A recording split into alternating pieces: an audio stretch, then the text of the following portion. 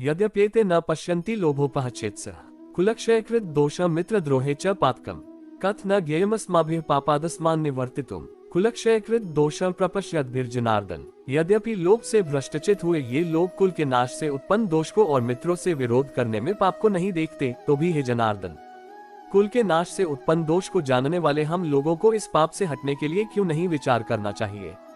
इस श्लोक में अर्जुन उन लोगों के बारे में बात कर रहे हैं जो युद्ध के दुष्परिणामों को देखकर भी इसे अनदेखा कर रहे हैं।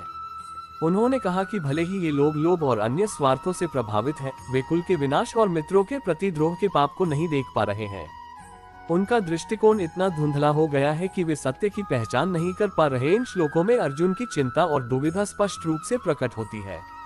वे इस बात को लेकर चिंतित हैं कि जो लोग इस युद्ध के परिणामों को नहीं देख पा रहे हैं, वे कितने दोषी हैं और किस प्रकार से पाप का हिस्सा बन रहे हैं। अर्जुन भगवान श्री कृष्ण से इस स्थिति को स्पष्ट करने की गुजारिश कर रहे हैं ताकि सही मार्ग को अपनाया जा सके और कुल के विनाश से बचा जा सके। इन श्लोकों से हमें ये भी सीखने को मिलता है कि अधर्म के खिलाफ उठ खड़ा होना और सही निर्णय लेना कितना महत्वपूर्ण है। इस श्लोक में अर्जुन कुलधर्म के संकट पर चिंता व्यक्त कर रहे हैं। उनका कहना है कि जब कुल धर्म, जो कि परिवार और समाज की नैतिक और धार्मिक मान्यताओं का आधार होता है, नष्ट हो जाता है, तो इससे कुल की संपूर्ण व्यवस्था भी अस्तित्वहीन हो जाती है। कुल धर्म का पालन करने से ही एक परिवार और समाज की संरचना बनी रहती है। जब धर्म की स्थिति कमजोर होती है तो अधर्म यानी अनैतिकता और भ्रष्टाचार बढ़ जाता है। इस प्रकार कुल धर्म की रक्षा करना अत्यंत महत्वपूर्ण है, क्योंकि इसके नष्ट होने से समाज की स्थिरता और नैतिकता भी खतरे में पड़ जाती है। अर्जुन की चिंता इस बात को दर्शाती है कि युद्ध के परिणामस्वरूप धर्म और नैतिकता की स्थिरता खतरे में पड़ सकती है, जो समाज की समृद्धि और व्यवस्था को प्रभावित कर सकती है। कुलक्षये प्रणश्यन्ति कुलधर्माः सनातना धर्मे नष्टे कुलम कृत्स्नम धर्मोभिभवत्युत। कुल के नाश से सनातन कुल धर्म नष्ट हो जाते हैं तथा धर्म का नाश हो जाने पर संपूर्ण कुल में पाप भी बहुत फैल जाता है। ये श्लोक महाभारत के भीष्म पर्व की संगीनी श्लोकों में से एक है। यहाँ अर्जुन भगवान कृष्ण से कह रहा है कि जब अधर्म और दुष्कर्मों का प्रकोप बढ़ता है तो समाज में स्त्रियों की स्थिति भी दयनीय हो जाती है। जब स्त्रियां असभ्य हो जाती हैं, तब कुल में वर्णसंकरता और अनैतिकता का जन्म होता है। इस श्लोक के माध्यम से अर्जुन यह इंगित कर रहा है कि अधर्म और अनैतिकता समाज के सभी वर्गों को प्रभावित करती है और इससे कुल की पवित्रता और संस्कृति पर नकारात्मक प्रभाव पड़ता है। ये श्लोक समाज की नैतिकता और संस्कारों के महत्व को दर्शाता है और यह भी बताता है कि स्त्रियां समाज की नैतिक और सांस्कृतिक धरोहर की महत्वपूर्ण संरक्षक होती है।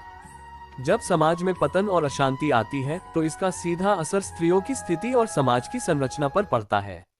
अधर्माभिभवात् कृष्ण प्रदुष्यन्ति कुलस्त्रियः स्त्रीषु दुष्टासु वार्ष्णेय जायते वर्णसंकर। हे कृष्ण, पाप के अधिक बढ़ जाने से कुल की स्त्रियां अत्यंत दूषित हो जाती हैं और हे वार्ष्णेय, स्त्रियों के दूषित हो जाने पर वर्णसंकर उत्पन्न होता है। इस श्लोक में कर्ण का स्पष्ट तात्पर्य है कि जो लोग अपने कुल को नष्ट कर देते हैं, उनके पूर्वज नरक में जाते हैं।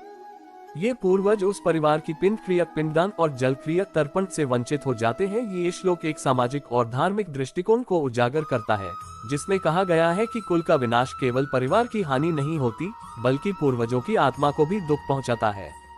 पिंडदान और तर्पण जैसे कर्म पूर्वजों की आत्मा की शांति और सुख के लिए किए जाते हैं। जब परिवार और कुल का विनाश होता है तो ये धार्मिक कृत्य भी ठप हो जाते हैं, जिससे पूर्वजों को पिंडदान और तर्पण का लाभ नहीं मिल पाता। इस प्रकार श्लोक ये दर्शाता है कि कुल धर्म और पारंपरिक धार्मिक कृत्यों का पालन न करना एक गंभीर दोष है और इसके परिणामस्वरूप न केवल वर्तमान पीढ़ी को बल्कि पूर्वजों को भी कष्ट उठाना पड़ता है। संकरो नरकाय कुलज्ञाना कुलस्य च पतंती पितरो येषा लुप्त पिंडित क्रिया। वर्णसंकर कुलघातियों को और कुल को नरक में ले जाने के लिए ही होता है। लुप्त हुई पिंड और जल की क्रिया वाले अर्थात श्राद्ध और तर्पण से वंचित इनके पितर लोग भी अधोगति को प्राप्त होते हैं। इस श्लोक में अर्जुन अपनी चिंता और शोक को प्रकट कर रहे हैं कि युद्ध में भाग लेने से कुल की मान्यता और धर्म नष्ट हो जाएंगे। उन्होंने ये कहा है कि जो दोष और पाप कुल के नाश का कारण बन सकते हैं, वे वर्णाश्रम के नियमों के उल्लंघन के परिणाम स्वरूप उत्पन्न होते हैं।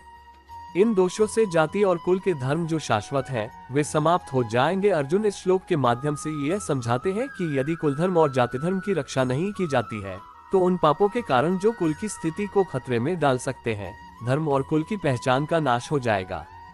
उन्होंने अपने मन में ये चिंता व्यक्त की है कि युद्ध के परिणामस्वरूप कुल और जाति के धर्मों का निराधार हो जाना न केवल समाज की व्यवस्था को खतरे में डालेगा बल्कि संपूर्ण धर्म का विनाश भी करेगा।